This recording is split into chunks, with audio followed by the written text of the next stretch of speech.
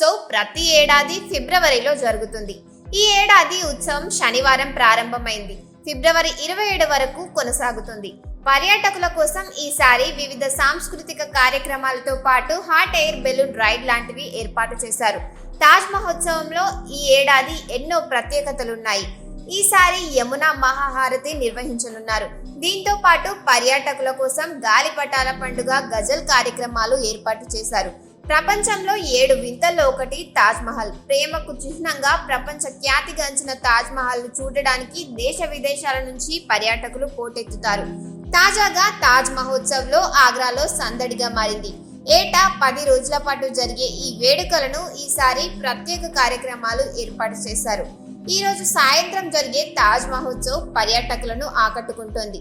Taj committee, Uttar Pradesh tourism శాఖ సంయుక్తంగా ఈ ఉత్సవాన్ని నిర్వహిస్తున్నాయి. తాజ్ మహల్ తూర్పు ద్వారం సమీపంలోని శిల్పగ్రామ్లో ఈ వేడుకలు నిర్వహిస్తున్నారు. తాజ్ మహోత్సవ్ లో భారతీయ సంగీతం, నృత్యానికి సంబంధించిన వివిధ రకాలను చూడవచ్చు.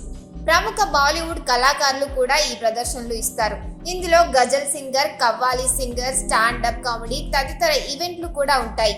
ఇవి కాకుండా దేశ నలుమూలల నుంచి వచ్చే వందలాది మంది కళాకారులు తమ అత్యద్భుతమైన శిల్పకళ, హస్తకళ నైపుణ్యాలను ఇక్కడ ప్రదర్శనలో ఉంచుతారు.